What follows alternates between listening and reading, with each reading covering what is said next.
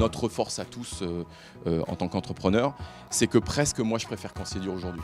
C'est que j'aime le combat.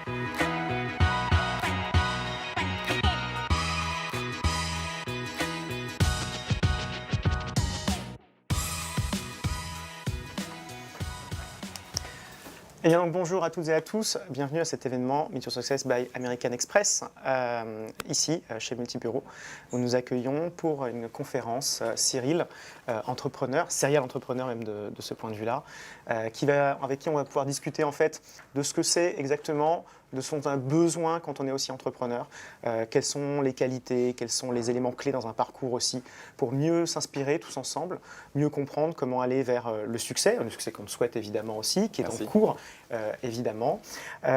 Meet Your Success, pour vous en donner quelques mots tout de même, Meet Your Success, c'est le programme d'American Express qui est dédié aux entrepreneurs. Pour les accompagner, les faire grandir, vous vous apporter quelquefois des formations, ce qui peut arriver, mais aussi des rencontres avec d'autres entrepreneurs, avec des philosophes, avec des journalistes, pour ensemble s'inspirer et atteindre une certaine forme de succès. Chez American Express, évidemment, chez nous, nous avons l'ensemble des solutions qui permettent d'accompagner les jeunes entrepreneurs, à partir d'1 an évidemment, mais les jeunes entrepreneurs. Et nous avions à cœur de mieux vous rencontrer, mieux discuter avec vous, mieux nous inspirer ensemble, en fait, pour atteindre nos objectifs. Nous avons évidemment ici Vivien Bossu d'American Express qui nous fait qui est le grand ordinateur de tous ces événements. Meet Your Success, ce sont donc des événements physiques, une présence dans un certain nombre aussi de conférences, peut-être que vous avez déjà vu dans des salons de l'IT par exemple, dans les salons d'entrepreneurs, salons des franchisés. N'hésitez pas à venir nous saluer sur les salons évidemment.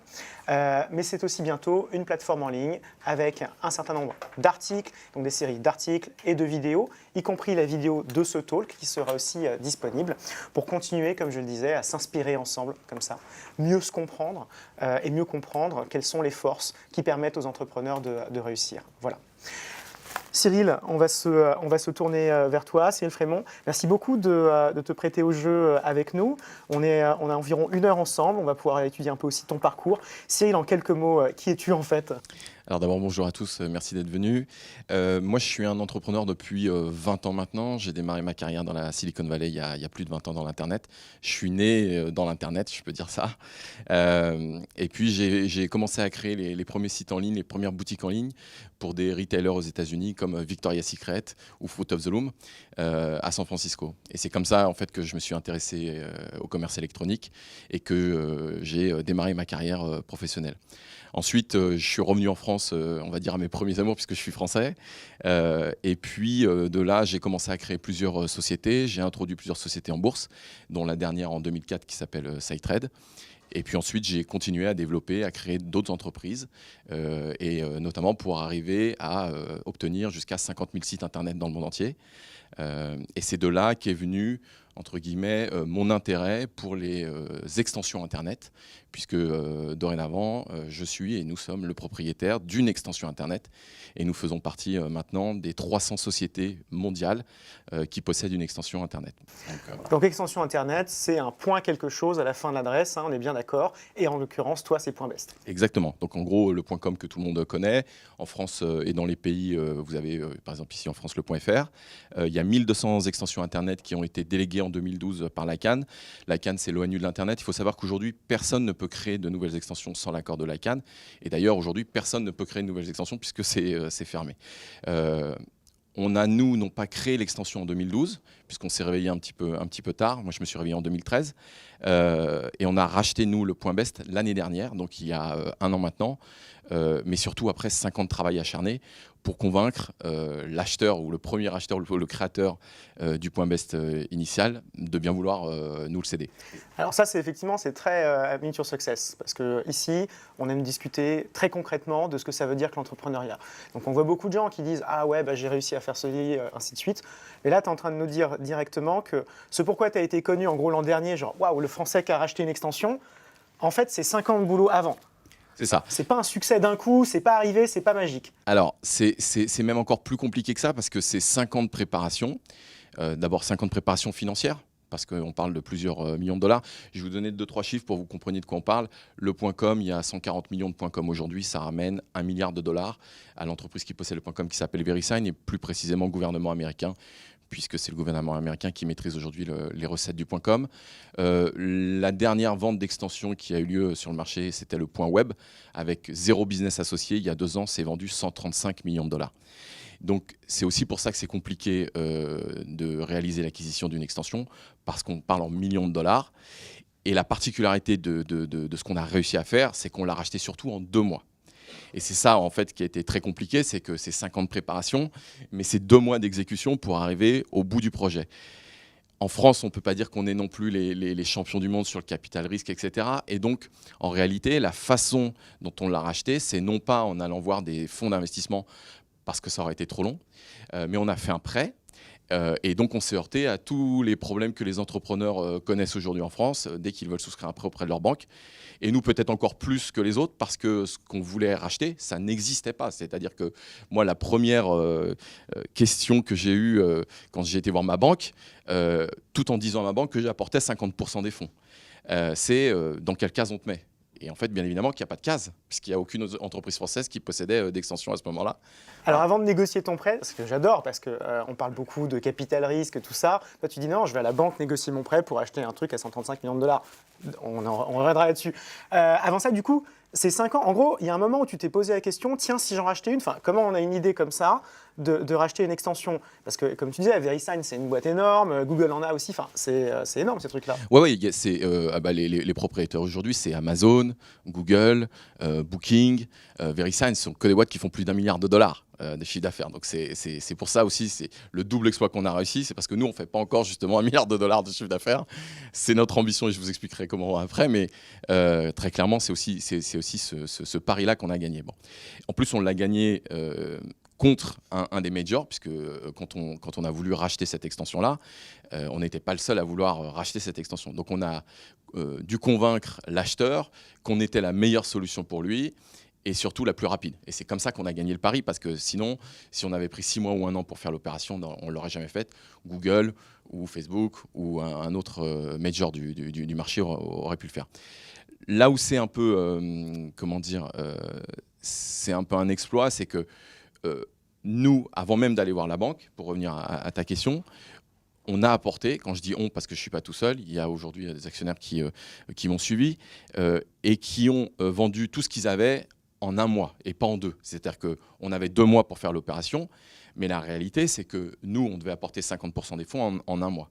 Et 50% plusieurs millions de dollars en 1 mois, la seule solution, c'était d'appeler mes 10 meilleurs amis, qui ne connaissent pas forcément le domaine ou qui ne sont pas forcément des experts de l'Internet, mais qui m'ont fait confiance et à qui j'ai demandé en 1 mois de vendre leur maison, leur voiture, de me donner tous leurs sous. Pire, pour certains d'entre eux, comme David qui est ici, David, par exemple, a monté un fonds d'investissement, enfin une société d'investissement, et il a emprunté de l'argent à ses parents, à son frère, à d'autres personnes. C'est-à-dire que mes propres amis ont aussi, entre guillemets, endetté ou récupéré de l'argent auprès de leur famille ou de leurs propres amis. Parce que sinon, on n'aurait pas réussi à faire l'opération. Et ils l'ont fait en 1 mois. Certains ont même souscrit des prêts bancaires pour pouvoir récupérer plus d'argent de leur côté et me le donner. Et là où c'est fou, en fait, où cette histoire, elle prend presque un conte la route d'un conte de Walt Disney, c'est que au moment où on devait faire le paiement de 50% des fonds, puisqu'on avait un deal où on devait payer 50% au bout d'1 mois et 50% au bout du 2e mois, on n'avait pas encore ni l'accord de la banque sur le prêt, ni le soutien que l'on a eu après de la BPI, parce que ça, c'est aussi hyper important dans notre histoire, c'est que sans la BPI, on n'aurait jamais pu réussir à faire cette opération. Pour 2 raisons. La première, c'est que même si nous, on avait eu les fonds intenses qu'on a eu et qu'on a versé, puisque moi, la folie, c'est qu'on a fait le premier versement de plusieurs millions de dollars sans avoir l'agrément final, l'accord final de la banque. Et pour avoir cet agrément final de la banque, il fallait que la banque ait la garantie notamment de la BPI, mais ça prend du temps. Et ce qu'on a fait, c'est qu'on a mis la pression sur tout le monde. On a mis la pression sur Mandy Dominati, qui est là, qui représente la BPI.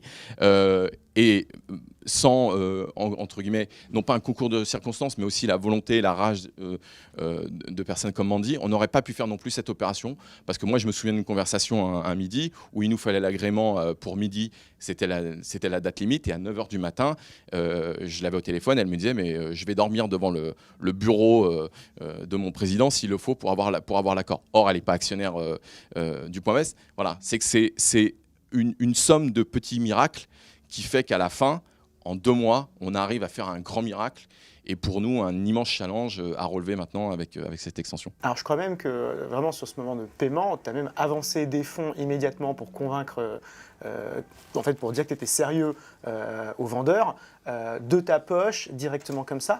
On se sent comment quand on met toutes ces économies dans un transfert vers l'Australie? Alors ça c'est même avant d'obtenir éventuellement le financement auprès de mes amis ou auprès de la banque. Ce qu'il faut savoir, c'est que pour conclure le deal avec l'Australien qui nous a vendu l'extension, en fait, ça s'est joué en 2 heures réellement. C'est 5 ans de travail, ça s'est joué en 2 heures. Et ça s'est joué en 2 heures à 1 h du matin, puisqu'avec le décalage horaire France-Australie, chez lui, c'était le matin, mais chez moi, il était à 1 h du matin. Et la petite histoire que tu racontes, et qui est vraie, c'est qu'on s'est mis d'accord sur un prix de plusieurs millions de dollars. Et lui m'a dit, OK Cyril, maintenant, il faut que tu m'envoies une partie des fonds maintenant, tout de suite. Et il était 1 h du matin, et moi, je me suis dit, mais ça ne peut pas attendre demain. Non, il me faut l'argent maintenant, sinon je considère que le deal n'est pas conclu. Donc j'ai fait un premier virement. T'es marié sous quel régime? Voilà, de la communauté. Ah d'accord, non mais parce que c'est des vraies questions entrepreneurs quoi. Non mais c'est important parce que tu vas voir justement, c'est très bien ce que tu dis, parce que pour effectuer ce virement-là, j'avais besoin de la fameuse calculette de la BNP pour faire le virement. Or, c'est pas moi, ma femme est la directrice financière de la société, et donc j'avais même pas la calculette pour faire le virement. Donc à 1 h du matin, et c'est véridique, j'ai été réveiller ma femme pour lui dire, écoute chérie, où est la calculatrice pour faire un virement? Elle me dit, comment ça, tu veux faire un virement à 1 h du matin? Pour qui, pourquoi? Rendors-toi, je t'expliquerai demain matin. Bien évidemment, je ne lui ai pas dit parce que sinon je savais la catastrophe que ça allait être. Et donc, que j'allais me faire engueuler, bien évidemment. Et donc, je lui ai dit, je t'expliquerai demain matin. J'ai fait un premier virement. Là où c'est fou, c'est qu'après le premier virement et l'envoi du copie par email du virement, l'Australien me dit que je l'avais eu au téléphone, mais je ne l'avais jamais rencontré physiquement.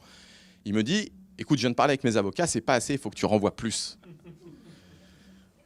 Là, on se pose 2 questions. La première, c'est est-ce qu'on n'est pas en train de se faire arnaquer? Et on est en train de perdre tout son argent. Et la deuxième, si on est mort, il faut prendre un vol pour l'Australie ensuite. Voilà. Donc, j'ai fait le deuxième virement. Et quand j'ai fait le deuxième virement, j'ai eu 5 minutes de lucidité, et j'ai envoyé en copie la responsable ICANN, donc, qui est l'ONU de l'Internet et qui gère les extensions. J'ai envoyé par mail une copie à l'ICANN pour dire nous sommes en train de racheter le Point Best, pour mouiller l'acheteur et pour lui dire il n'y a plus de retour en arrière. L'histoire, c'est que le lendemain, cet acheteur m'a rappelé en me disant écoute Cyril, on a peut-être été un peu vite parce que bien évidemment, pour lui, peut-être qu'il aurait pu obtenir plus d'argent en prenant plus de temps avec un major comme Google ou autre. Et la première chose qu'il m'a dit le lendemain, c'est Cyril, si tu veux, si je trouve un acheteur plus cher dans les 2 mois, je te dédommage et je te donne $1 million. Et moi, je lui ai dit, Jody, il s'appelle Jody Rich, tu n'as pas bien compris, on fait le deal, on est parti et on fait l'opération. Il m'a dit, mais tu as l'argent? J'ai dit, oui, j'ai l'argent. Bien évidemment, je n'avais pas l'argent. Et je lui ai dit, on fait le deal. Mais l'histoire, c'est qu'à un moment donné, on est sans filet. Et quand on est le petit pousset, on est obligé d'être sans filet. Ce n'est pas possible. Et autrement, parce que si on prend le même temps ou les mêmes précautions que les gros, on ne fait pas cette opération-là. Et on l'a fait. Et donc le premier risque, c'était celui-là de dire je vais trouver l'argent en 2 mois alors que je n'étais pas sûr du tout de pouvoir le trouver. Le deuxième pari fou, c'est qu'au moment, ce que je vous ai dit tout à l'heure, où j'ai envoyé les premières 50%, j'avais toujours pas l'accord de la banque. Et donc ça voulait dire que je pouvais, entre guillemets, être moi mort, mais aussi emmener avec moi tous mes amis, leurs familles, etc. Donc c'est une énorme responsabilité. Je peux vous dire que pendant 2 mois, j'ai pas dormi beaucoup. Mais on a fait le deal.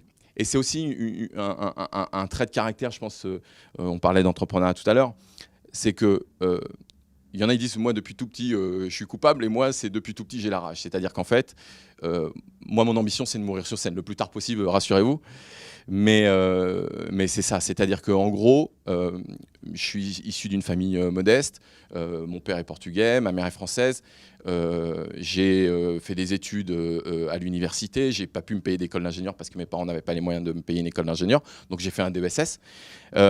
Et de tout petit, en fait, j'ai cultivé ça en moi. Et quand c'était dur, j'ai toujours essayé de me dire, il faut se souvenir de ces moments-là, quand c'est dur, parce que quand ça sera meilleur, tu profiteras encore plus du moment présent. Et c'est exactement, aujourd'hui, je pense, notre force à tous en tant qu'entrepreneurs, c'est que presque moi, je préfère quand c'est dur aujourd'hui. C'est que j'aime le combat en tant qu'entrepreneur, bien évidemment, et que limite la facilité, c'est ce qui va me fatiguer très vite, où je vais vouloir passer à autre chose. Alors bien évidemment, on prend des risques qui sont fous, qui sont insensés. Même moi, aujourd'hui, ce risque-là, financièrement, je n'aurais pas dû le prendre. Pourquoi ? Parce que j'étais successful déjà avec mes entreprises. J'avais 50 000 sites internet, je gagnais très bien ma vie. Et donc, j'aurais jamais dû prendre ce risque-là. Je ne l'ai pris pas pour l'argent, je l'ai pris parce que je savais qu'en faisant l'acquisition de cette extension, et surtout le projet et la vision qu'on en avait, pouvait marquer l'histoire de l'Internet et pouvait créer quelque chose que personne n'avait jamais fait avant et dont on va vous parler après. Parce qu'effectivement, il y a 2 mois très difficiles sur la forme, entre guillemets, sur vraiment la levée. En revanche, sur le fond, parce que tu avais consacré 5 ans à réfléchir à ce sujet-là, tu savais que c'était une occasion immanquable, en fait. C'est ce qui drive aussi le... Exactement. En fait, le truc, c'est qu'il faut, je pense, la base de tout projet, c'est d'avoir une vision de quelque chose. Et il faut avoir cette vision, y croire très fort, la confronter. Mais une vision, c'est rien sans exécution. C'est-à-dire qu'ensuite, il faut l'exécuter. Mais moi, j'avais la conviction, par mon expérience, par mes track records, que si on me donnait la main, les Américains disent « give me the ball ». C'est exactement ça. C'est que je savais que si je récupérais la balle et que je récupérais le point best, j'en ferais quelque chose d'énorme. Je vous raconte une petite anecdote. J'étais encore hier soir à Marrakech au sommet de l'ICANN. Et hier soir, je dînais avec la présidente du Conseil national du numérique. Et en fait, qui ne nous connaissait pas encore, donc, qui est directement relié au secrétaire d'État, quand je lui ai raconté l'histoire, même elle, en fait, elle tombait de sa chaise ou de son pouf, puisqu'on était dans une tente, mais elle dit c'est fou furieux qu'une entreprise française ait réussi à faire ça. Et eux, au gouvernement, ne sont même pas au courant. Or, on est la première et la seule société française à posséder une extension Internet. Et je veux juste faire un petit point là-dessus, c'est que posséder une extension Internet, c'est posséder un territoire digital. Ce qui veut dire qu'il y a également un enjeu politique très fort. Et d'ailleurs, je vais vous raconter après un petit peu au niveau de l'ICANN comment ça s'est passé.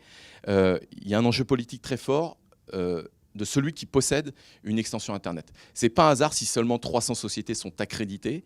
Ce n'est pas qu'un problème de business, c'est aussi un problème politique. La petite anecdote que je raconte à tout le monde, c'est que le jour où j'ai demandé à l'ICANN la possibilité de faire cette acquisition, on m'a demandé d'envoyer $5 000 au FBI pour faire une enquête sur ma personne. C'est ça dont on parle. Pourquoi ? Parce qu'avec une extension Internet, on peut couper une partie du trafic Internet à une autre partie du monde.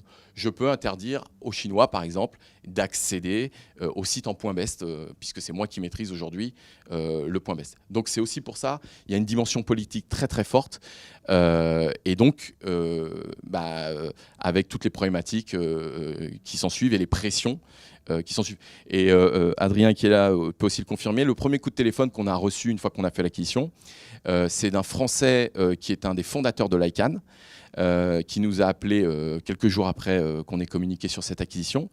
Et il nous a appelé pour 2 raisons. La première, c'est pour nous féliciter, parce que c'était aussi un de ses rêves en tant que fondateur d'ICANN un jour peut-être posséder lui aussi une extension Internet, mais aussi pour nous mettre en garde tout de suite. Et la première chose qu'il m'a dit, c'est quand tu passes la frontière américaine, donne ton ordinateur à ton collègue. Voilà.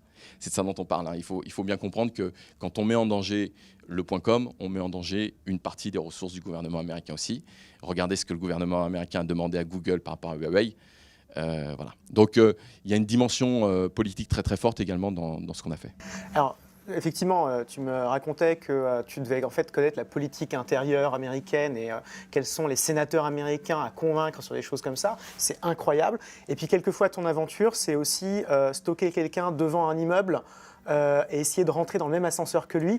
On parle beaucoup du elevator pitch, être capable de vendre son projet en moins de 30 secondes. Mais toi, tu l'as vraiment fait dans un ascenseur. C'est ça, à Copenhague. En fait, l'histoire, c'est qu'avant de racheter le Point Best, j'ai été voir tous les propriétaires d'extension, ceux qui en possédaient. Bien évidemment, si vous voulez rencontrer le chairman de Google, le chairman d'Amazon, c'est très compliqué. Et donc, j'avais sélectionné quelques extensions et j'essayais de les contacter ou de les rencontrer en direct, ou au moins les responsables. Il y en a que j'ai pu rencontrer, comme chez Microsoft, etc. Et d'autres, bien évidemment, que je ne pouvais pas rencontrer en direct. Et donc, je savais que tous les responsables se réunissaient 3 fois par an dans des conférences ICANN qui ont lieu un peu partout dans le monde entier, et que c'était l'occasion pour moi éventuellement de rencontrer une de ces personnes dans un couloir, dans une réunion, voilà, n'importe où, du moment que je puisse lui parler 30 secondes. Et notamment pour Donuts, qui est un des acteurs majeurs du marché, qui a plus de 300 extensions aujourd'hui. En fait, j'avais regardé dans le comment on appelle ça, où il y a les photos, le trombinoscope, voilà, le trombinoscope, le Facebook de la société. Voilà. Le trombinoscope, j'ai regardé la photo de la personne que je souhaitais rencontrer, et je suis parti à une réunion ICANN. Sauf que dans une réunion ICANN, il y a 5000, 10 000 personnes. Donc c'est comme trouver une aiguille dans une botte de foin. Et j'ai passé une semaine à Copenhague en me demandant presque ce que je faisais là, parce que je ne trouvais pas la personne. Je n'étais pas invité, bien évidemment, aux réunions auxquelles lui était invité. Et je ne la trouvais pas. J'appelais ma femme tous les jours, désespéré, en disant « je ne sais même pas ce que je fous là. Enfin, voilà, je ne peux même pas participer aux réunions. Je suis en train de chercher un mec que je ne trouverai jamais. » Et le dernier jour, ça ne s'invente pas, le dernier jour avant de repartir, je prends l'ascenseur et je tombe nez à nez avec lui dans l'ascenseur. Sauf que lui est tout petit en plus. Et quand il m'a vu rentrer dans l'ascenseur, et commençait à lui parler, à lui serrer la main en lui disant « Bonjour Dan, je suis Cyril, je suis venu de France pour te parler. » Au début, il a cru que je voulais l'agresser. Donc, il a eu un peu peur. Et puis après, je lui ai expliqué, même pas en 5 secondes, je lui ai dit « Voilà, je suis venu à Copenhague pour te rencontrer parce que j'ai un projet de racheter une extension et je voudrais te parler. » Et il m'a dit « Écoute, c'est pas compliqué. Voilà, on est au 5e, je suis au 11e. Tu as 30 secondes pour me pitcher, d'où le pitch elevator, ton projet. » Et au 11e, il est sorti de l'ascenseur avec moi. On a discuté, il m'a dit, écoute, quand on rentre à Los Angeles, on se fait un conf call à Los Angeles et on en discute. Bon, au final, on n'a pas racheté une de leurs extensions, mais voilà, c'est aussi ça la rage dont je disais tout à l'heure, c'est qu'il ne faut jamais se désespérer, parce que l'opportunité arrive à un moment donné. Et je crois que la raison principale pour laquelle on a aussi fait cette acquisition, c'est parce qu'on s'est jamais désespéré en 5 ans. Et 5 ans, c'est très long pour un entrepreneur, parce que les ambitions changent quotidiennement. Quasiment aujourd'hui, la journée d'un entrepreneur est jamais la même d'une journée à une autre. Donc se projeter à 5 ans, c'est de la science-fiction. Mais on y a cru et on a même continué à conserver l'argent pour éventuellement un jour peut-être faire cette acquisition.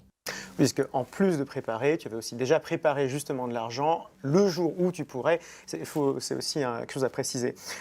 Du coup, qu'est-ce que c'est cette vision alors sur Point Best? Raconte-nous un petit peu d'où ça vient et quels sont les enjeux en fait aujourd'hui pour les entreprises et qu'est-ce que tu as vu comme solution à ce sujet?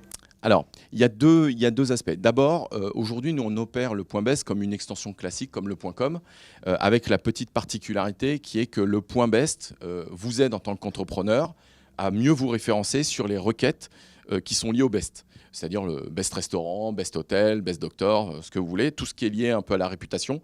Ce qu'il faut savoir aujourd'hui, c'est que 92%, je crois, des recherches sur Internet sont liées à la réputation, puisque regardez, même vous-même, quand vous partez en vacances, vous recherchez d'abord le meilleur hôtel ou le meilleur restaurant, quand vous avez dit. Quantifier la réputation, mais comme tu dis, quand je cherche le meilleur lave-vaisselle ou le meilleur artisan, c'est ça la réputation. Exactement, en fait.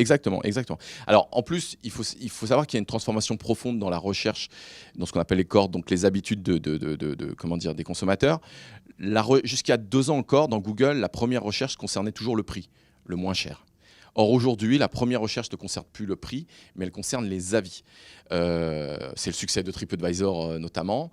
Alors c'est vrai dans le voyage.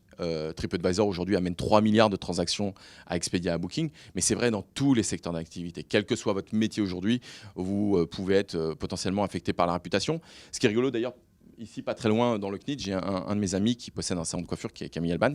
Et il y a 3 ans, je lui ai dit, ton métier va être affecté par la réputation, par les avis que tu vas retrouver sur Google et autres. Et lui m'a dit, j'y crois pas trop, etc. Je lui ai dit, fais-moi confiance, je le vois moi, parce que j'ai 50 000 sites internet, donc moi je sais ce que les gens cherchent, et je te dis que la réputation va affecter ton business comme tous les autres business aujourd'hui. Et il a pris en fait le pari justement d'améliorer sa réputation. Aujourd'hui, 90% des gens qui rentrent dans son salon de coiffure ont regardé les avis avant de venir se faire coiffer, et il est devenu le meilleur Camille Alban de France grâce à ça. D'accord. Ça montre bien un truc, c'est que si vous prenez en compte la réputation, c'est très important dans vos différents métiers. C'est un potentiel de business énorme. Alors bien évidemment, dans la restauration et dans l'hôtellerie, c'est plus simple. Je crois que des mauvais avis peuvent des fois générer 30% de réservation en moins pour certains restaurants. Et d'où l'utilité d'utiliser un point best pour mieux se référencer sur, entre guillemets, les recherches qui concernent le meilleur, non pas de votre nom ou de votre marque, ça il faut conserver votre .fr ou votre .com pour le faire, mais vos produits ou vos services. Moi c'est ce que j'explique toujours, c'est que par exemple vous appelez Accor Hotel, bah, vous avez accorhotel.com, mais moi si j'étais eux j'achèterais hotel.best très rapidement avant que quelqu'un d'autre le fasse. C'est ce qu'a fait d'ailleurs par exemple Expedia. Expedia ont racheté en 2011 je crois, ou 2009, hotel.com à l'époque, 11 millions de dollars, juste un seul nom de domaine. D'accord. Ça montre bien l'enjeu qu'il y a derrière, la gestion des noms de domaine et le trafic que ça peut rapporter. Best Hotel, par exemple, aujourd'hui, c'est 40 millions de recherches par mois. Voilà. Donc on est effectivement sur un environnement un peu complexe, c'est-à-dire on peut conserver ses sites web, aujourd'hui c'est la pratique de base, mais autour de ça, travailler sa réputation, c'est aussi donc amener d'autres choses, des trucs périphériques qui vont ensuite nous ramener le client potentiel, le prospect, vers nous de ce point de vue-là, d'où le The Best. Exactement. En fait, donc, juste pour terminer là-dessus, notre conseil à nous, c'est de dire enregistrez votre .com sur vos marques et enregistrez vos .best sur vos produits ou vos services. C'est ce que font d'ailleurs les 18 000 enregistrants qui ont déjà acheté un .best aujourd'hui, parce qu'on a déjà vendu 18 000 .best aujourd'hui sur le marché au niveau mondial. On sera plus de 100 000 à la fin de l'année et plus d'1 million l'année prochaine. En fait, ce qui est fou, c'est que sur notre marché, on connaît notre trend. On a déjà notre traction et on connaît notre trend parce qu'on paye notre marketing. Aujourd'hui, je sais que pour vendre un point best, ça me coûte 5 $ sur le marché. Donc, en investissant 1 million de dollars, je sais que j'en fais 200 000 avec ça. En plus, on fait des partenariats, nous, aujourd'hui, qui sont assez forts. J'étais justement hier à Marrakech pour annoncer le premier partenariat entre le point best et le point .fr, puisque dans les semaines qui viennent, tous les enregistrants d'un point .fr en France se verront offrir un point best gratuitement également. Donc ça, c'est un truc qui est aussi hyper important. Il y a 3 millions, par exemple, de points .fr aujourd'hui. Donc ça veut dire que c'est aussi un élément démultiplicateur pour nous de notre business qu'on va faire aussi dans d'autres pays. Mais là où on veut opérer aussi le point best un tout petit peu différemment des autres, c'est qu'on ne veut pas vendre des noms de domaine uniquement, mais on veut offrir des noms de domaine à un marché que personne n'a encore adressé aujourd'hui. En gros, ce que je vous disais tout à l'heure, c'est qu'il y a 140 millions de .com. Ça veut dire que c'est un marché de 50 millions d'acheteurs potentiels. Et grosso modo, on va dire qu'il y a plus, toute extension confondue, il y a plus de 300 millions de domaines qui ont été vendus dans le monde entier aujourd'hui. Donc c'est un marché de 300 millions maximum d'acheteurs. Nous, ce qu'on veut, c'est non pas vendre à 300 millions d'acheteurs un point best, c'est offrir à 3 milliards de potentiel de personnes, un point best. Et ces 3 milliards, c'est les utilisateurs des réseaux sociaux. En gros, je n'ai pas mon téléphone, mais le téléphone a tout changé depuis 10 ans maintenant. C'est la grande disruption de la dernière décennie en termes de communication, parce qu'on passe plus de temps aujourd'hui sur son téléphone qu'à regarder la télévision. Et surtout, pourquoi est-ce qu'on veut créer nous-mêmes un réseau social qui s'appelle The.best? C'est parce qu'on a regardé ce qui est en train de se passer aux États-Unis au niveau de l'advertising, au niveau de la publicité. La télévision américaine a perdu depuis 2 ans 20 milliards de dollars de recettes d'advertising. La télévision américaine, il y a 2 ans, faisait 80 milliards de dollars de recettes publicitaires. Cette année, la télévision américaine fait 60 milliards de dollars. Mais surtout, puisque c'est un principe de vase communicant, les 20 milliards manquants ont été redistribués à Facebook, à Google, aux réseaux sociaux. Pourquoi? Parce que ce sont eux qui captent votre attention aujourd'hui. Et je vais vous donner le meilleur exemple que vous avez probablement tous fait il y a 2 jours. Il y a 2 jours. J'étais à Marrakech et je regarde le match France-Brésil, Coupe du Monde féminine. C'est la mi-temps. Donc à la mi-temps, il y a de la publicité. Donc ça veut dire que, par exemple, je prends un advertiser comme Coca-Cola, paye la télé pour être diffusé comme spot publicitaire à la mi-temps. Or, à la mi-temps, moi, je prends mon téléphone, comme 88% des gens. Aujourd'hui, 88% des gens qui regardent la télévision le font avec une deuxième device dans la main. 88%. Ça, c'est une vraie transformation en termes d'usage. Et surtout, quand je prends mon téléphone, je regarde mes réseaux sociaux. Et quand je regarde mon réseau social Facebook ou Twitter ou autre, je regarde la pub qu'il y a sur mon réseau social. Mettez-vous à la place d'un annonceur. Quand il y a de la pub à la télé, je suis en train de regarder la pub sur mon téléphone. Les annonceurs l'ont bien compris. Pepsi, Coca, Procter & Gamble ne sont pas stupides. Aujourd'hui, quand c'est la pub, ils préfèrent investir et diffuser leur publicité sur des réseaux sociaux plutôt qu'à la télévision. Parce que le taux d'engagement est supérieur. Et pire que ça, aujourd'hui, le prix de la publicité sur les réseaux sociaux est ce qu'on appelle underpriced, c'est-à-dire encore sous-estimé. Vous prenez par exemple Google. Google AdWords, il y a 10 ans de ça, je payais moi pour un clic en publicité 5 centimes. Aujourd'hui, je le paye 50 centimes. Il est en train d'arriver la même chose à Facebook. Si vous avez de l'argent, je vais vous donner un conseil. Achetez des actions Facebook. Pourquoi ? Parce que les recettes publicitaires de Facebook vont doubler ou tripler dans les prochaines années. Tout simplement parce que le prix de la publicité va augmenter. Facebook est arrivé à une sorte de saturation de son marché puisqu'ils sont à 2,5 milliards d'utilisateurs. Or, on est 7 milliards, je crois, aujourd'hui sur la planète. Mais pour leur marché, ils sont quasiment à saturation puisque Facebook n'est pas en Chine. Et donc, aujourd'hui, on va dire que leur croissance, elle se fait par l'augmentation du prix de la publicité puisque les annonceurs sont en train de quitter la télé pour aller vers des nouveaux channels que sont Twitter, Facebook. Facebook, c'est le nouveau ESPN, Twitter, c'est le nouveau CNBC, etc. etc. Donc les réseaux sociaux sont en train de remplacer la télé.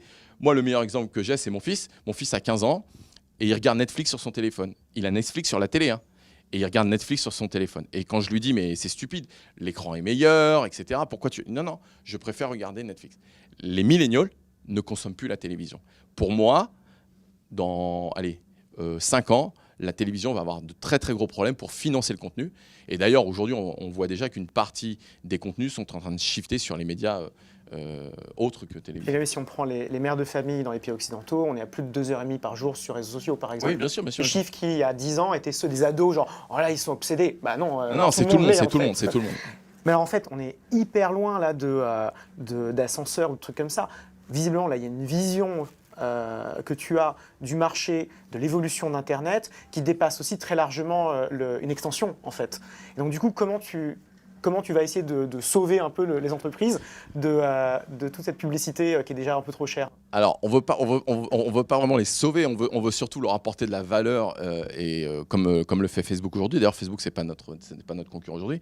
Mais très clairement, on veut orienter maintenant notre stratégie vers les réseaux sociaux. Et c'est pour ça qu'on va lancer en début janvier, là, le premier réseau social décentralisé. Décentralisé, ça veut dire que plutôt que d'avoir Instagram.com/votre nom ou Facebook.com/votre nom, je vais vous donner gratuitement votre nom en .best. Et il y a une raison pour ça. La première, c'est qu'en vous donnant un nom de domaine à votre nom, je vous redonne la propriété de vos données. Donc, j'élimine un problème pour lequel Facebook va devoir s'affranchir de 5 milliards de dollars aujourd'hui, c'est la propriété des données. Mais en vous redonnant la propriété des données, je vous redonne aussi la responsabilité de vos données et de votre contenu. Ça veut dire que je n'ai plus à modérer votre contenu. Aujourd'hui, le problème des plateformes, c'est qu'elles ne sont pas engagées sur leur responsabilité d'éditeur. Parce que chaque utilisateur peut anonymement s'inscrire, commenter, envoyer des fake news, insulter qui veut. J'avais discuté il y a quelques mois de ça avec Mounir Majoubi, et Mounir Majoubi, qui à l'époque était secrétaire d'État au numérique, me disait, en fait, moi, quand je vais sur Twitter, j'ai l'impression de rentrer dans un bus où tout le monde peut m'insulter en toute impunité. Et il me dit, en fait, il faudrait reciviliser Internet. Et moi, je lui dis, c'est pas possible. On ne peut pas reciviliser 3 milliards de personnes. Il faut responsabiliser Internet. C'est pas pareil. Et la seule façon de responsabiliser Internet au niveau du contenu, c'est de redonner aux utilisateurs non seulement la propriété de leur contenu et la responsabilité aussi de leur contenu. Et on ne peut le faire qu'à travers un site web. Pourquoi ? Parce que si vous n'êtes pas l'éditeur du site web, vous n'êtes pas responsable du contenu. C'est Facebook ou Twitter qui va en être responsable pour votre part. D'où les faux avis qu'on retrouve sur TripAdvisor, etc. À partir du moment où on va retrouver par exemple vos avis, puisque The.best c'est un réseau social d'avis, et on va retrouver vos avis sur votre site web, à ce moment-là, si vous écrivez des bêtises ou vous êtes injurieux vis-à-vis d'un restaurateur, ou bien si l'avis est faux et que le restaurateur a rien à le prouver, il peut vous attaquer. Donc ça va calmer beaucoup de gens d'écrire de faux avis ou des choses délictueuses aujourd'hui sur Internet. Donc on entend aussi devenir le premier réseau social responsable. C'est beaucoup dans l'air du temps. C'est une des discussions sur lesquelles, notamment hier soir, on n'était pas d'accord avec la présidente du Conseil national numérique, où moi je lui disais que c'était un leurre de penser que Facebook allait devenir un réseau social responsable. On peut pas responsabiliser 3 milliards de personnes comme ça. Et donc nous, aujourd'hui, on veut devenir le premier réseau social responsable.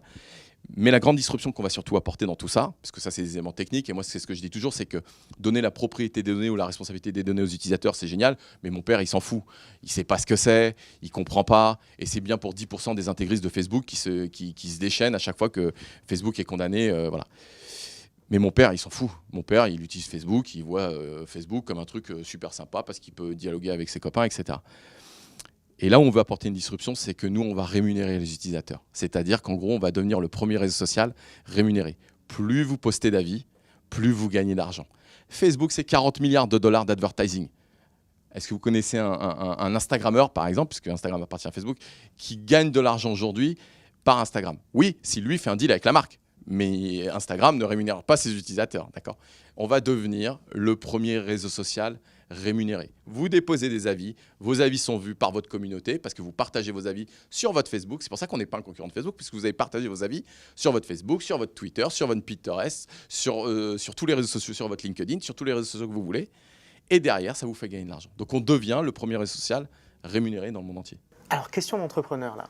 Cette vision à long terme, là, à qui tu la racontes? Est-ce que tu la racontes dès que tu rencontres quelqu'un sur je suis le CEO de Point Best, au fait d'ailleurs on va sauver l'humanité d'elle-même. Enfin, comment tu adaptes ton pitch en fait en fonction des personnes? Parce que c'est pas facile finalement aussi de comprendre ça. Tu as une vision à très long terme. Je te souhaite d'y parvenir. Enfin, c'est presque même plus qu'une vie d'une certaine manière. Comment tu adaptes ton pitch en fonction des différents interlocuteurs? Alors, je vais prendre deux exemples. Je vais prendre par exemple la première réunion que j'ai eue avec Mandy il y a un an. Bien évidemment qu'il y a un an, je n'ai pas expliqué à la BPI que je rachetais une extension Internet pour surtout pas faire une extension Internet. Parce que si je lui avais expliqué ça, déjà qu'elle pensait que j'étais fou, mais alors là, elle serait dit il ne va pas réussir, etc. Bon. Donc, en gros, je pense que vis-à-vis des banques ou vis-à-vis des investisseurs, on est par exemple là en train de préparer en ce moment éventuellement un second tour de table sous des OCA pour l'année prochaine. Je discute avec plusieurs amis qui sont dans la finance et qui me disent surtout ne parle même pas du réseau social. C'est trop compliqué, ils ne comprendront pas, etc. Voilà. Parle de ce que tu fais, ce que tu as exécuté, la stratégie du point baisse. Vous avez vendu 18 000 noms, vous en aurez 100 000 à la fin de l'année. C'est très simple, très clair à comprendre. Ça suffit à un investisseur pour partir avec toi. La différence, c'est que si on opère aujourd'hui le point baisse comme un registre, en vendant simplement des domaines, et si on est bon, peut-être que dans 5 ans, on aura vendu 10 millions de domaines. Ce qui est déjà énorme, puisque avec 10 millions de domaines, c'est 15 $ le renewal, ça fait un business de 150 millions de dollars par an. C'est bien, c'est déjà bien. Mon ambition, c'est de faire plus d'1 milliard de dollars, comme je vous disais tout à l'heure. Pourquoi? Parce qu'avec le réseau social, si on offre 100 millions de points baisse à des utilisateurs, c'est-à-dire si on crée un réseau social de 100 millions d'utilisateurs, on fera plus d'1 milliard de dollars de chiffre d'affaires. D'accord? En gros, c'est essayer de trouver ce qui marche pour un utilisateur et de le démultiplier. C'est ce qu'a fait Facebook. Bien évidemment, c'est compliqué de le démultiplier. Et c'est pour ça qu'on a, nous, un avantage énorme par rapport aux autres, c'est qu'on a déjà un écosystème. On a plus de 100 revendeurs aujourd'hui dans le monde entier qui revendent du point baisse, qui vont être nos premiers apporteurs d'affaires sur notre réseau social. Hier, justement, on a annoncé un partenariat avec le Point .fr. Le Point .fr, il y a 3,3 millions de Point .fr aujourd'hui. Donc, c'est 3,3 millions potentiels aussi également de clients potentiels pour notre réseau social à terme. Et ça, c'est vrai dans le monde entier. Donc, on a aujourd'hui un actif qui est très fort, qui nous sert à financer le développement d'ailleurs de notre réseau social, puisqu'il faut aussi de l'argent pour le faire. Donc, on a l'activité de registre qui le fait. Ouais. En fait, c'est-à-dire tu gagnes déjà de l'argent. On gagne déjà de l'argent tout de suite. Exactement. Sans avoir nécessairement à faire appel à du capital risque classique. Exactement. Et en fait, on ne veut surtout pas, parce que d'abord, on ne veut pas diluer, on n'a aucune raison de le faire, parce qu'on n'a aucun risque. Donc, par contre, on va aller vite. Donc, pour aller vite, on va lever, par exemple, 1 million de dollars l'année prochaine en OCA, donc des obligations convertibles en actions, qu'on va rembourser. C'est-à-dire qu'en gros, c'est une sorte de prêt, sauf que c'est plus simple qu'un prêt. Parce que si je vais voir Mandy et que je lui redemande 1 million de dollars pour faire du marketing, c'est plus difficile de la convaincre que de convaincre éventuellement un investisseur. Surtout que Mandy va me demander de lui amener aussi un investisseur, parce que la BPI finance en général avec d'autres. Donc en gros, si j'en trouve un, sur une fourchette d'1 million de dollars, on fera ce deal comme ça. Mais c'est 1 million de dollars pour financer le marketing. C'est 1 million de dollars pour offrir 1 million l'année prochaine de Point Best aux utilisateurs de notre réseau social. Puisque en gros, pour faire simple, un utilisateur nous coûte 1 dollar aujourd'hui. Alors, tu n'es pas vraiment un start-upper en fait. Visiblement, tu dis non, mais il faut gagner de l'argent dès le début, il faut préparer son truc. En fait, on n'est pas fou. On ne parle pas nécessairement de sauver le monde à la première personne qu'on rencontre. Et c'est quand même comme ça qu'on remarque un start-upper. Hein, c'est facile, ils vous parlent de sauver le monde. Mais tu me disais aussi, je crois que tu t'entoures en fait de gens qui ont eu des business relativement classiques aussi et qui se sont faits tout seuls. Ouais. C'est ça qui t'inspire au quotidien pour Bah, Commencer. en fait, on est 10 investisseurs à avoir investi sur Point. Je disais, je ne suis pas tout seul, hein. J'ai une équipe autour de moi. Il y a 4 personnes qui sont là qui m'aident au quotidien, qui font tout ce que ou je ne sais pas faire ou je ne veux pas faire. Beaucoup plus je ne sais pas faire d'ailleurs.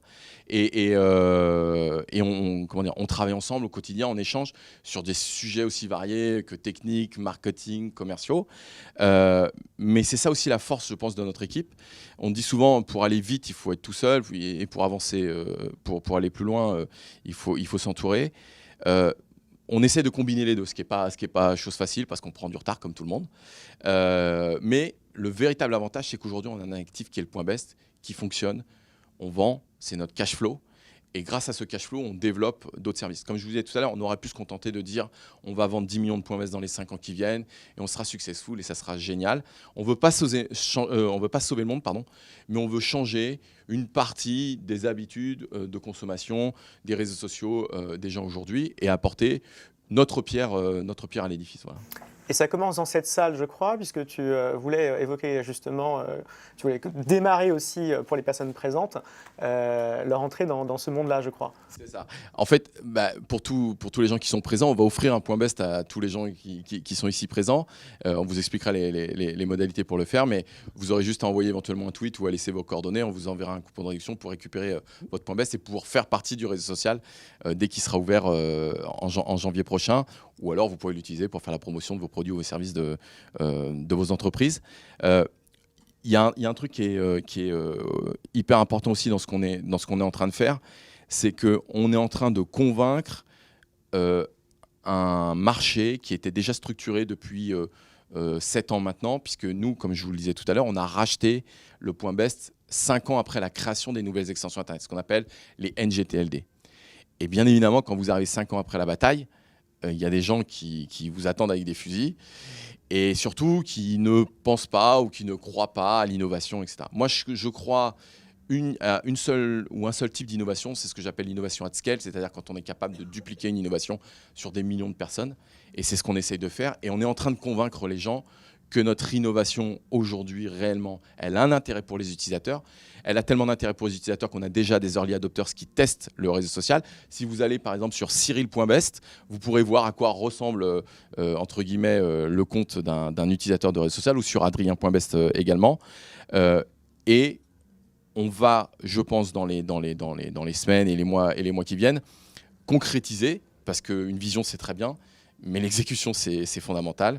Une idée, ça ne vaut rien si elle n'est pas exécutée. Et on va, je pense, nous, commencer à exécuter très fortement à partir du mois de janvier cette vision qu'on a eue il y a 5 ans maintenant.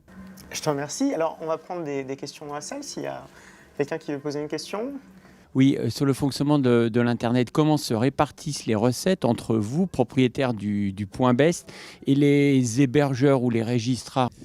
Alors en fait, nous justement, c'est une très bonne question, puisqu'on n'a pas le droit, nous, de revendre un Point Best en direct aujourd'hui. Donc on doit passer, c'est la CAN qui nous y oblige, par un réseau de revendeurs qu'on appelle les fameux registrars, ou bureaux d'enregistrement en français, c'est le bon terme. Par exemple en France, vous avez OVH, Gandhi, qui sont les plus connus. Et donc ce sont nos revendeurs. Donc nous, en fait, on a un prix qui leur est donné. Par exemple, les $15 que je vous disais, ce qu'on appelle nous le prix wholesale ou retail, et eux ajoutent quelques centimes ou quelques dollars. Chaque registrar est libre de mettre sa propre marge au-dessus de notre prix. Par exemple, aux États-Unis, GoDaddy multiplie par 2 notre prix. Voilà. Alors qu'en France, OVH a une autre politique, parce que OVH va essayer plutôt de vendre du cloud à ses acheteurs de Point Best plutôt que d'augmenter sa marge sur la vente d'un nom de domaine qui représente quelques centimes, alors qu'acheter un cloud, un hébergement chez OVH, ça leur fait faire beaucoup plus de recettes. T'as pas une idée est-ce qu'il reste encore une opportunité que tu n'as pas encore pu explorer, que quelqu'un dans la salle pourrait explorer? Est-ce que tu vois encore un truc à faire autour des noms de domaine? Autour des noms de domaine ou autour du Point Best? Autour du nom de domaine, plus généralement, un truc que tu n'as pas pu faire et que tu t'es dit... Pas un plan à 5 ans là, parce que ça y est, là c'est parti cette histoire. Mais sur quoi tu travailles en ce moment Non, honnêtement, en ce moment, on a la tête dans le guidon sur le réseau social. Mais non, j'ai pas de conseil particulier à vous donner. Le conseil que je peux vous donner, c'est d'essayer de regarder dans vos différents business quelles sont les opportunités qui existent sur les nouvelles extensions. Pas que sur le point best, parce qu'il y a 1200 extensions. Donc il peut y avoir aussi, si vous êtes un restaurateur, il existe aussi le point restaurant, par exemple, ou le point menu. Donc il y a aussi d'autres opportunités qui peuvent vous permettre de vous distinguer par rapport à la concurrence sur Internet. Oui, bonjour. Qu'est-ce qui fait ce prix de 15 $? Alors, je vais On vous va les dire... marges un peu. Non, mais c'est bien. Je vais vous dire comment on a pricé. Quand j'ai vendu le business plan à Mandy, on était à 7 $. Donc il y a un an, dans mon business plan, le prix, elle peut le certifier, c'était 7 $. Alors il faut savoir qu'en plus, nous, on a hérité d'un mauvais truc, c'est que quand on a racheté le point best, le prix wholesale pour nos revendeurs était de 70 $. Donc le double exploit, je ne l'ai pas précisé, mais qu'on a réussi à faire, c'est qu'on vient de vendre plus de 18 000 noms de domaine avec un prix de renew qui est à 70 $, ce qui veut dire que par exemple GoDaddy aux États-Unis nous vend 150 $. D'accord. Donc le renew, c'est donc Au bout d'un an. l'année d'après. D'accord. Donc c'est un truc qui tombe tous les ans, sinon mon site ne fonctionne plus. Exactement. Mais ça, vous le payez aujourd'hui déjà avec le .com. En moyenne, le .com, ça tourne aux alentours de 8 à 10 $. D'accord. Donc on est déjà hors marché. Et hors marché, on en a vendu 20 000. Ce qui est juste phénoménal. C'est aussi pour ça qu'on sait qu'on va en faire 100 000, puisqu'au 5 août, on va baisser notre prix à 15 $. Bon. Ce qui se passe, c'est que légalement, on avait ce qu'on appelle une notice et on devait laisser 6 mois à nos revendeurs, à nos fameux registrars, pour baisser le prix. Mais excusez-moi, votre question, du coup, je suis parti dans... Votre question, c'était qu'est-ce qui fait le prix des 15 $? Voilà. Donc, on était parti sur un prix de 7 $. Mais j'ai voulu, avant de définir mon prix, tester le marché et pour voir comment mes registrars allaient revendre mon extension. Et on s'est aperçu d'un truc qui est en train de changer, c'est que jusqu'il y a encore un an, les registrars ne demandaient pas aux propriétaires d'extension de payer leur marketing. Ça veut dire que OVH me revendait, prenait sa marge, mais ne me demandait pas de financer le fait d'apparaître tout simplement dans les résultats de recherche lorsque quelqu'un cherche un nom de domaine. Or, aujourd'hui, les grands registrars que sont par exemple Namecheap me demandent, pour être listés dans les noms de domaine ou dans les extensions plutôt disponibles, de les payer. Et donc, qu'est-ce qu'on a fait? Pendant 6 mois, on a calculé ce qu'on appelle notre CPA, notre coût d'acquisition client, et on s'est aperçu que pour vendre un point best, il fallait qu'on dépense 5 $ en moyenne aujourd'hui. Donc ça veut dire qu'un point best me coûte 1 $ en frais de gestion, ce qu'on appelle le back-end opérateur technique, plus 5 $ de marketing, on était déjà à 6 $. Ça veut dire qu'on aurait fait moins d'1 $ peut-être de marge. Et donc on s'est dit, le prix de 7 $ n'est pas bon.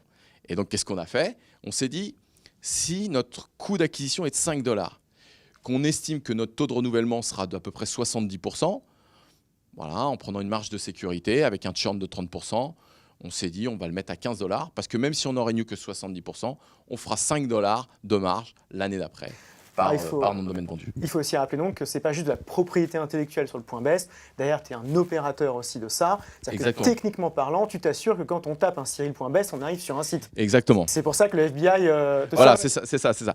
En fait, c'est pas... Là, je vous ai fait le pitch marketing, mais il y a derrière, vous imaginez bien, un back-end très très fort au niveau technique. On a des SLA et des conditions qu'on doit respecter vis-à-vis de l'ICANN très très fortes, de disponibilité, de nos points best, etc. Donc, et d'ailleurs, c'est pas nous qui opérons parce que c'est un vrai métier à part. Et on travaille avec un organisme anglais qui s'appelle CentralNIC, qui est, on va dire, l'opérateur technique de la plupart des extensions dans le monde entier, le major, et qui, lui, fait ce métier-là pour nous. Et c'est ces fameux, justement, à 1 $ que l'on paye aujourd'hui. C'est à CentralNIC qu'on les paye. Quand des pays ont du mal à gérer eux-mêmes leurs extensions, c'est quand même incroyable, justement, d'avoir réussi comme ça, en français, à avoir racheté une extension et l'opérer au quotidien aussi. Ça qui est extraordinaire. Eh bien, écoute, Cyril, je te remercie beaucoup d'être intervenu lors de Meet Your Success by American Express. Remercie beaucoup Multibureau aussi de nous avoir accueillis. Et bien évidemment, parce que c'est une collaboration entre American Express et Multibureau. Je vous propose en fait à tous de continuer la discussion autour des canapés, de voir Cyril pour la question aussi de récupérer votre propre point best, donc, puisque tu nous l'offres, et merci évidemment de ta générosité. Merci d'avoir partagé un peu de ton parcours et d'avoir essayé ensemble de mieux comprendre aussi, en s'inspirant de belles réussites, qu'est-ce qui peut aujourd'hui nous aider dans notre quotidien en tant qu'entrepreneur aussi. On l'a vu, c'est de la préparation, hein, en fait, beaucoup de préparation pour être prêt à agir au bon moment aussi, et ça se voit, quitte à agir en ruant un peu dans les brancards, puisque le coût des 2 mois pour finir, des 2 heures transformées en 2 mois pour lever, c'est merveilleux. Et on note aussi que la première chose à faire, c'est pas les ventures capitalistes, quelquefois c'est juste le banquier et les institutions françaises, effectivement. Et la BPI, parce que je veux juste dire un mot là-dessus. Honnêtement, sans la BPI aujourd'hui, on n'aurait jamais pu faire cette opération, puisque les banques ne prêtent que si la BPI vous suit, ou vous garantit plus exactement.